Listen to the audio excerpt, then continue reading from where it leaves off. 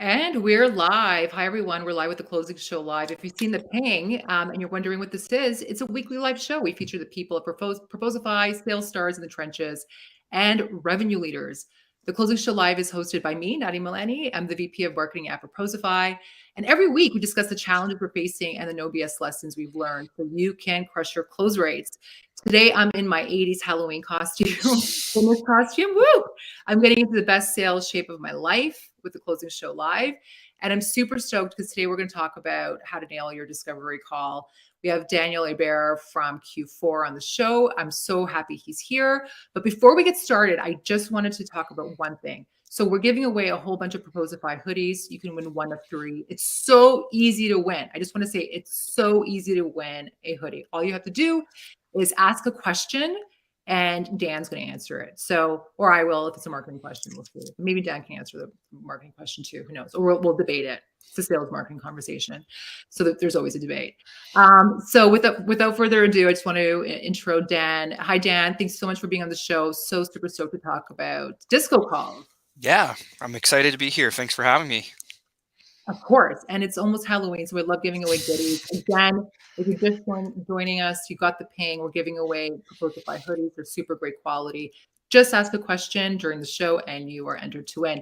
So let's get right to it. There's so much to talk about. I'm so excited to talk about all this stuff because, as you know, I'm a marketer. I'm learning as we go with the CSL show, Closing Show Live. So why is the disco call? Let's just start with the basics. Why is the disco call so important in your opinion? So the disco call, one I like to call it the intro call or your first call, and I think we'll get into this later, but discovery is a process, not an event. So I don't like to call it the disco call, but essentially your first call. Why it's so important? There's a couple of unique properties about the call. One, it's the only call that will happen 100% of the time in your sales cycle. So you have to get really, really good at it. Sometimes you don't get a chance to demo or you don't get a chance to get to a proposal, but your first call is your first call, happens 100% of your time.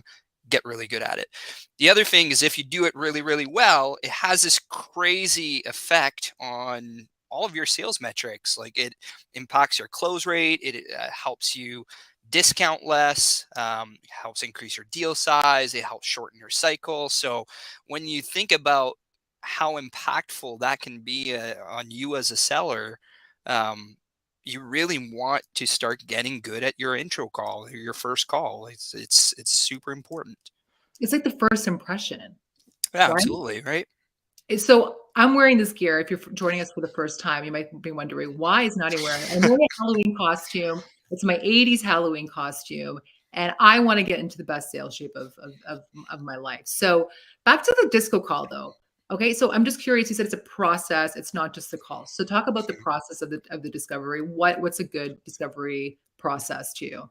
Yeah, so a discovery process, essentially what you're trying to do is understand the facts about the deal, right? So the more facts that you collect, the less assumptions you're going to have, the less stories you're going to have about, the prospect and the deal, which puts you in a position that you can either really help them and get your deal done, or, you can walk away because there's nothing there. So the discovery process is something that you apply throughout your entire cycle, which is a combination of questions that you ask, the information you collect, the stories that you share, the responses that elicits, and then you apply these different techniques throughout essentially the entire cycle until you get a signature. And then again, after you sell the deal, if you're on the expansion side or the CS side, you just continue understanding more about your customer so that you're in a position to help them. Okay, you've been a sales manager, you're a sales director currently at Q4. Tell Mhm. me what's an example of a good discovery? So is it questions that you ask? What are the right questions? What are the wrong questions? Let's dissect it a bit. Yeah, so there's a couple of components of what makes a good intro call. One, the structure that you run it is incredibly important, and a lot of reps don't spend a whole lot of time thinking about, okay, how do I layer my questions? When is the right time to ask this kind of question in the call versus something else. So, for example, if you spend the first 10 minutes asking a lot of yes or no questions and a lot of really basic functionality question about your product, then you're not going to build the momentum that you need to get an intro call off the ground to set you up for success. So there's Mm. like this series of processes and techniques that you apply and you layer into your call that just increases the engagement as the call goes on. So understanding, like, people like to talk about themselves, right? Understanding what they're going through, understanding how they're doing things in detail, and then layering, what's the level below that. Um, that can help you uncover, okay, what's the impact of these processes on the business, or what's keeping them up at night as an individual. um, all of that stuff helps create engagement, which sets you up for a proper pitch at the right time. So there's like this structure that happens in an intro call, and then you do this for every single call in your sales cycle. Like, if you think about what is a sales cycle, you can boil it down to, hey, here's a meeting. Here's the objective of the meeting. Did we meet the objective? Yes. Okay, let's book the next meeting. Let me do a follow up, run the next meeting, and you keep doing that pattern until the deal is closed. So all of your meetings are basically your opportunity to further your discovery. So it sounds like there's some preparation that has to happen in advance of the discovery call. Can you ever get to a point where you're just so good at it, you don't need to prepare, or do you need to prepare for every single one? What's your take? Um, I think I think if you have the right frameworks in place, you can kind of walk in with like some tools in your back pocket that, if, you know, I only have 5 minutes to prepare for this, you're still in a position that you can execute a good discovery call. A lot of it comes down to practice too. Like, do you practice those calls? Um, are you doing role plays with your manager? Like, are you doing role plays with other reps? Once you nail down that structure, um, you can kind of apply tools where it's like, hey, I'm running late. I didn't get a chance to do this research, or I have like 7 meetings in a row or something. We all get those days that are super busy. Um, if you have the right frameworks in place, you can kind of get by with like certain techniques that will still allow you to do some good discovery as part of the call. Yeah. Agree or disagree with Dan? Let me know. Drop some comments in the chat. If you ask a question, you win a hoodie. It's so easy. Just ask a question, you win a Proposify hoodie. So, okay, I think it's sometimes really easy to talk about like what works, Mhm. or what you need to do to run a really great discovery process. But like, let's talk a little bit about what not to do. Sometimes the learning is easier to it's understand what not to do, or it's easier to implement something when you know what not to do. So take me a little bit about or through what's a kind of like not a great discovery process. What do you not do on a discovery or initial call or engagement or video call or conference call? What kind of Yeah. I'll I'll give you an example. So I'll use Scott Tower here because I used to work with him. He's the sales manager at Proposify, so It's I'll pick great. I'll Okay, pick on him. yeah, those people that don't know, Dan worked at Proposify before my time. So I've been with Proposify for a year. Mhm. So Scott Tower is our sales manager. So tell us a little bit about that. So when I first joined at Proposify, I'll pick on Scott. There were others, but I'll pick on Scott. I watched one of Scott's intro call. It was about 30 minutes long. He showed up with no agenda, and he opened up the platform, started sharing a screen, and showed in detail every single feature for about 27 minutes, and then would end the call saying something like, hey, if you're interested, like, I can send you a proposal. So after that, after we watched a couple of his calls and we started looking into it, I was like, how much do you know about the prospect? How much do you know about how they're running their proposal process now? How much do you know about, whether or not they have one? Do they have a proposal template? Do they have a proposal stage in their CRM? All of these questions we could not answer. And then, okay, so what is the impact of this on their business? Like, what's their close rate like? Are they winning deals? Are they losing? Like, you could start going down the kind of like we call it the pain funnel if you're Sandler trained. um, you start going down these elements and you can't answer any of these questions. So what happens that Scott treated at that time the intro call or his discovery as, hey, this is my opportunity to show them what we do well, instead of, hey, here's my opportunity to understand their business so I can show them the right things. So I think Mm, that's the difference between a good discovery and a bad discovery. A good discovery is about the prospect. A bad discovery is about the sales rep. okay. It's a really great way of reframing it, or it's about the product. The So it's like, product, the yeah, company this is is like, their yeah. product. Yeah, this is about, it's all Mhm. about me, the product. So it's really about shifting it. So it's shifting it from me and the product to you. So I'm sure there's less talking, more listening happening as well. So I love that. I'm interested. Are you, if you agree, again, like what's a good discovery process for you that you on anyone that's listening, share with us. We want to know. So can you share with me some good questions to ask? So if it's really about the prospect or the buyer, what are some really good questions to ask to get those nuggets out of the conversation? Mhm. Um, there's just so many.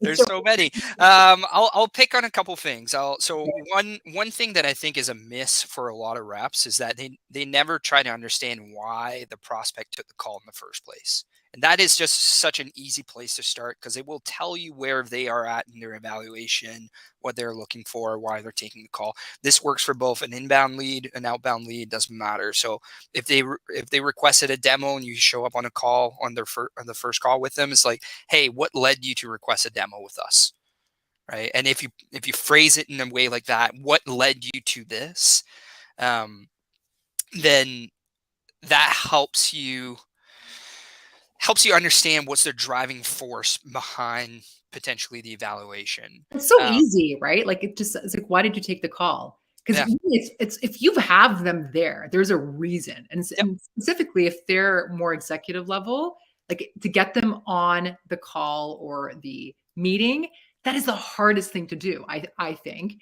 Yeah. And if they're there, so that's, I love that. It's an easy question. Why are you here? Why did you take the call? Let's dig into Yeah. this. So that's great. And it works for outbound too. Like, hey, what made you want to? I reached out to you out of the blue. What made you want to hop on a call with me? Right? It's like you can do it either way. So that to me is like the basic one that a lot of reps end up missing, and it's an easy one. After that, I'm more into less like specific questions to start your discovery process, more around like what are the different techniques that you can use to start your discovery process. So there's a couple different ones. Let's You talk can, about those. Yeah, let's talk about the yeah. techniques. So some that I like, and I've trained a lot of reps on this, is kind of using like a combination of both close-ended and open-ended. So you'll hear a lot of folks say like, "Oh yeah, like for discovery, everything has to be an open-ended question." I don't believe in that. Like I think you can ask some very good close-ended question that will tell you a lot of information that allow you to then ask an open-ended question. So for an example, for something like Proposify, if you don't know if they use a CRM, if you don't know if they have a proposal stage in their sales process, and you don't know if they have a proposal template, then you can start your discovery and with an open-ended question, and it can land like any region, right? So what you could ask is like, hey, do you use a CRM? Yeah, which one? Okay, Salesforce. Do you have a specific proposal stage in your sales process? Yeah, okay. Do you have a template that you use for that? You have a couple quick questions, which is easy yes or no, and then it allows you to understand, okay, this is their setup, right? If they're yes for all of that stuff, they're more advanced. So then you can say, okay, walk me through. And I like the term walk me through because it elicits long responses. You want long responses early on in your discovery. So walk me through how you put a proposal together now. Walk me through what's the process for a customer to receive a proposal for you. Like, so you can start asking those open-ended and close-ended questions, and the kind of the psychology behind it is foot in the door. So there's this concept called foot in the door, that if you get a couple easy asks and they say yes, they are more open to do something that's that's bigger for you, right? So if you get a couple quick yeses or a couple quick answers to easy questions, they will be more likely to answer a more difficult or open-ended question. So that's one technique. The other one that I really like, and I've trained up a lot of reps on this one as well, is leveraging kind of like a menu option. There's nothing worse. I've bought a lot of software. There's nothing worse when you show up on a sales call, there's no agenda, and then the discovery is so freaking loose, right? It's like, well, tell me about your priorities. It's like, okay, I can tell you about my priorities. Like, none of them are related to your software. Do you really want me to go down that road? No, it's so loose. Like there needs to be structure, and buyers crave structure. There's nothing worse than showing up. And what I like about the menu option is that it creates that structure for you. If you really, really understand your buyer and their pains, you can kind of frame up like, hey, typically when we talk to sales leaders, they're like frustrated that their deals are going dark, or they're worried about errors being sent out to prospects when in the proposal and contracting process, blah blah blah. You can kind of give them options of, hey, here's what others in your shoes are telling us. Are any of those relevant to you? And if they say yes, then you've kind of steered the conversation in a place where, okay, we're going to have a productive conversation about your business and about those issues, but they're things that you can solve at the end of the day, right? It doesn't go like sideways. So it creates guardrails. It helps you kind of start the conversation. And if they don't have those three issues, then you have the opportunity to ask, like, well, what is keeping you up at night? Or, what are your goals for the next 12 months? You can kind of pivot from there. So to me, those are like techniques that you can leverage to really start your discovery. So good. Dan sharing all his sales secrets, discovery call secrets, discovery process secrets. Got a lot of questions in the chat. Let's get to them. So we have Anne. When lining up initial calls, do you frame the meeting as a discovery call or a demo? Well, um, that depends on your sales process. I prefer an introductory call, because if you frame them as a demo, you're setting up the expectation that this conversation is going to be about product functionality, which sets you up for a little bit more of a difficult conversation in a lot of times. But for example, like at one point at Proposify, we were doing intro calls that were non-demo, and then eventually we experimented with doing an intro demo call, and we showed 10 minutes of software on that first call, and we made it work. We just didn't skip the discovery ahead of time. We still did our pain funnel, like our analysis, our diagnosis. And then when we were in a position where we were like, yeah, okay, there's enough there, we would open up the software and start showing things, but we would continue using that software as a discovery tool. We would show them, hey, here's how you would do this. What kind of impact do you think this is going to have on your sales cycle? Like, how would this compare versus what you're doing? Like, so we would still use the software, um, to kind of get some more discovery. So that's how I would frame it.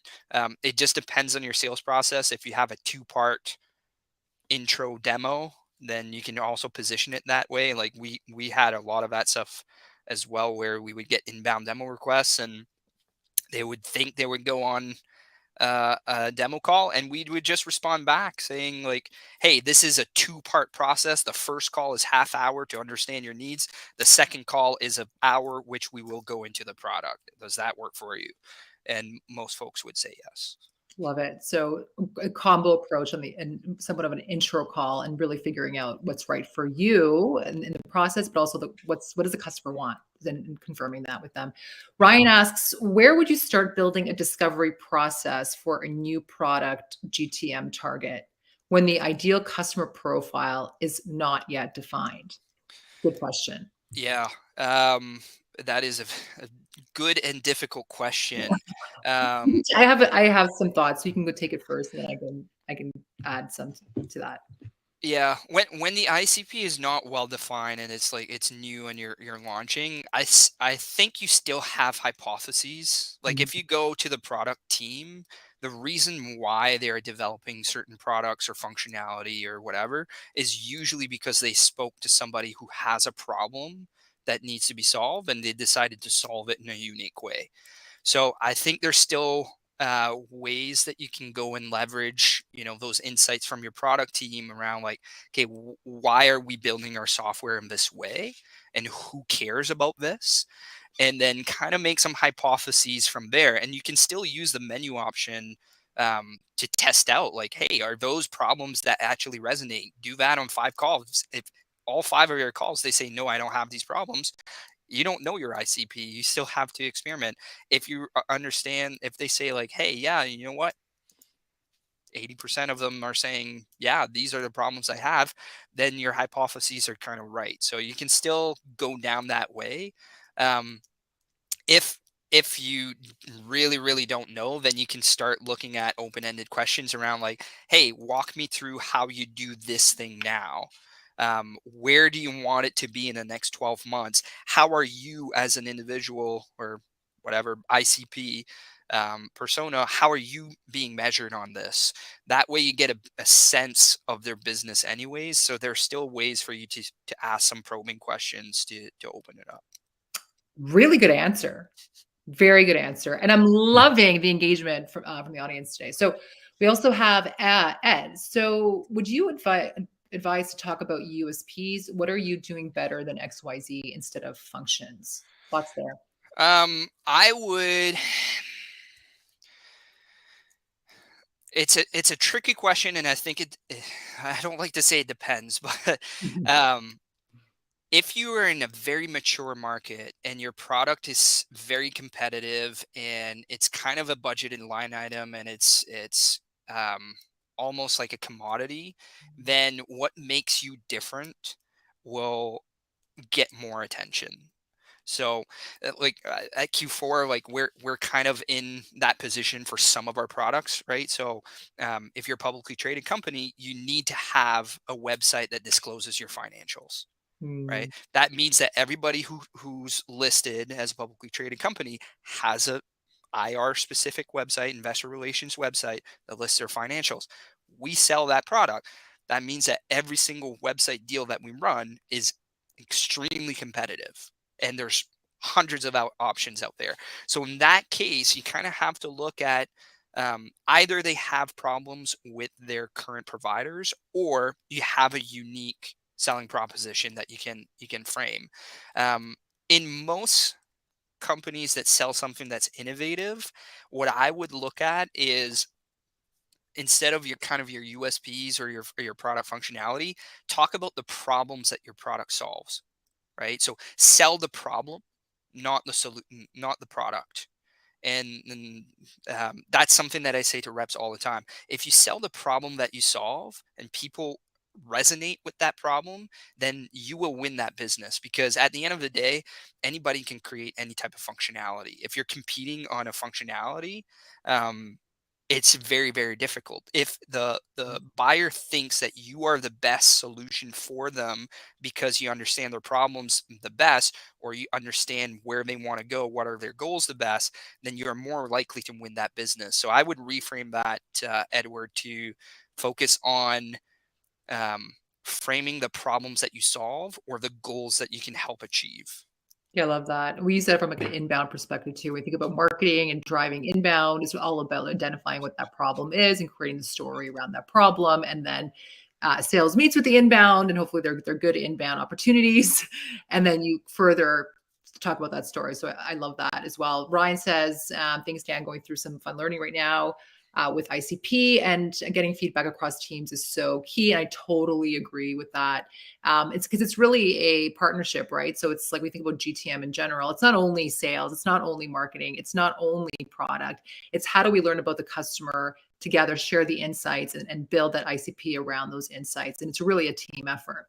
Mhm. Um, Cool. So we have Mark as well. Mark, so what are your thoughts, Dan, on leveraging customer stories during these discovery calls? And how do you coach your reps in weaving these into the conversation? Love that question. Yeah. Customer stories are tricky, for the reason that unless the prospect you're talking to looks almost exactly like that customer, Mm, bringing a customer story into something that's not that relevant can sometimes create more damage in your call than help you. So the way I've coached reps on this is like anecdotes sometimes are better than an actual story, which you can gather anecdotes from. They don't necessarily need to be customers. Like if let's say you're averaging 15 calls a week, what did you learn that week? What problems kept popping up over and over and over again during those calls? And were you talking to a similar persona? If you have a well-defined ICP, you probably would. So if you know last week, all the VPs of sales that you talked to were complaining about, like prospects are ghosting them through this economic downturn, and they have no insight into how their deals are kind of like moving forward. Then that's something that you can bring on to a disco call. Hey, you know what?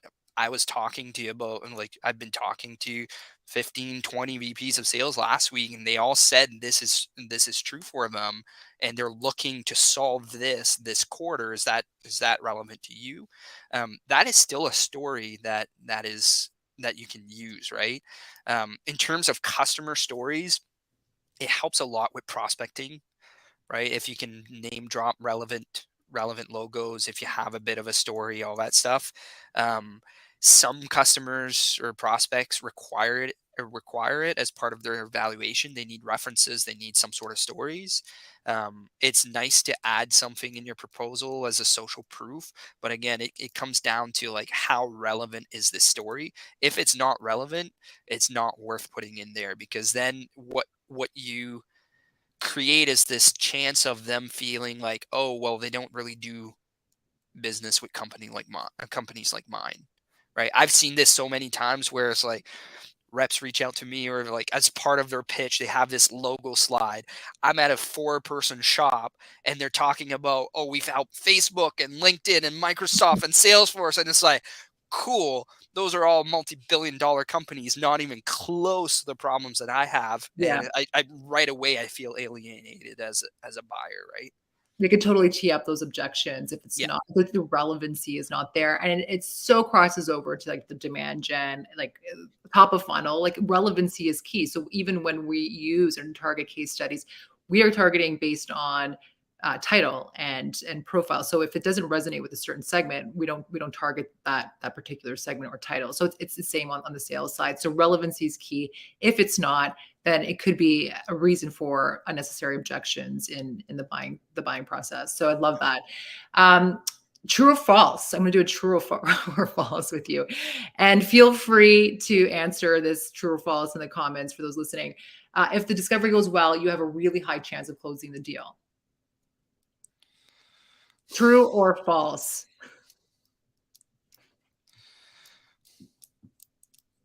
It's not a true or false question, though. Come There's on. nuance. I will say false because it's a nuance. Okay, it's false. But isn't there something though, like first impressions at the beginning? If you can like really nail it at the beginning, there's many variables that can make the deal close or not close. But if you tee it up really well, does it increase your chances? It increases your chances. The way I see it, and there's this like analogy with. I remember I was sharing. We watched this video at Proposify a couple years ago. It was long distance, like sailing. Like when you sail around the world, it's like like races that are like 100 days plus long. You can't win that race early, but you can lose it early. So Mm, if you go too fast out of the gate and your mass kind of like falls over, like you're done within a day, right? You're done. You're never going to win that race. So I think that's why an intro call is so important. You have to get good at the structure, is that you can lose that deal really early on. I remember one of my reps at Proposify, he's no longer there, but he was running a cycle and he was losing the deal. And then he asked me, he was like, where did I go wrong? And I said, open up your intro call. We watched 5 minutes. I said, pause there. And I said, I bet you this is what happened with your cycle. And he said, how did you know that? I was like, you lost this deal in the first 5 minutes. Right. So that's where you can lose deals with your intro call. It doesn't guarantee a close one deal if it goes well. No, absolutely not. There's competition. There's other factors, like your prospect can, get fired halfway through your cycle and you have to start from zero, right? There's all sorts of things that can impact it. It does increase the likelihood, but if you don't do it well, you can lose early. That is such great insight. And we're at time. Thanks so much, Dan, for joining us. I can't believe it because it's gone by so fast. Thanks for everyone who joined us today. We'll post some winners in the chat later today on the t-shirts or the hoodies. And that is the Closing Show Live for today. Join us next week. We're going to have Nick and Jasper from Proposify talk about how to close the year strong with expansion. They've had some amazing expansion deals this year, and we're going to share all of our Proposify secrets on how to do it so your company can do it too. Thanks for joining us live. And if you missed it or want to catch it, come back to LinkedIn or go to proposify.com. You can catch a session later on. Thanks, everyone. Have a great day. See you.